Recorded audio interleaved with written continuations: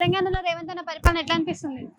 ఏది మామూలుగా అంతే అనుకున్నంత చేసేది ఏం లేదు. ఏం లేదు. ఎందుకు అట్లా అనిపించింది ఈయన పరిపాలన? ఆయన చేసే పద్ధతి అట్లా ఉంది.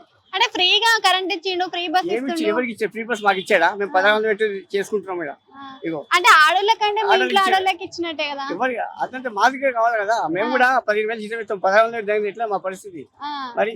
అంటే ఇద్దరికి ఇచ్చుకుంటూ పోతే మరి రాష్ట్రంలో రెవెన్యూ ఎవరు ఇమ్మన్నారు వాళ్ళు? ఎవరు ఇమ్మన్నారు వాళ్ళు? అంతే కదా మరి. అంటే వాళ్ళు కూడా ఇప్పుడు కేసీఆర్ ఉన్నప్పుడు కూడా అట్లాంటి పథకాలు చెప్తేనే కదా ఇప్పుడు మళ్ళీ పెట్టిండు ఈయన బస్ పాస్ పెంచలేడు పెట్టలేడు. మరి.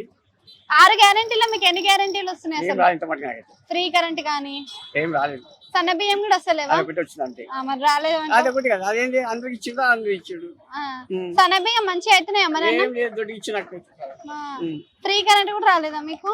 ఓకే. కేసీఆర్ పరిపాలన బాగుందా, రేవంత్ రెడ్డి పరిపాలన బాగుందా? పెట్టండి కేసీఆర్. ఎందుకు అట్లా?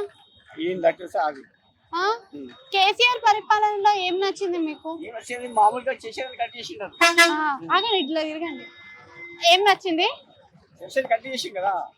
ఏం కరెక్ట్ చేసిండు కేసీఆర్? చేసి ఏం చేశాడంటే చేసి కరెక్ట్ ఇచ్చాడు.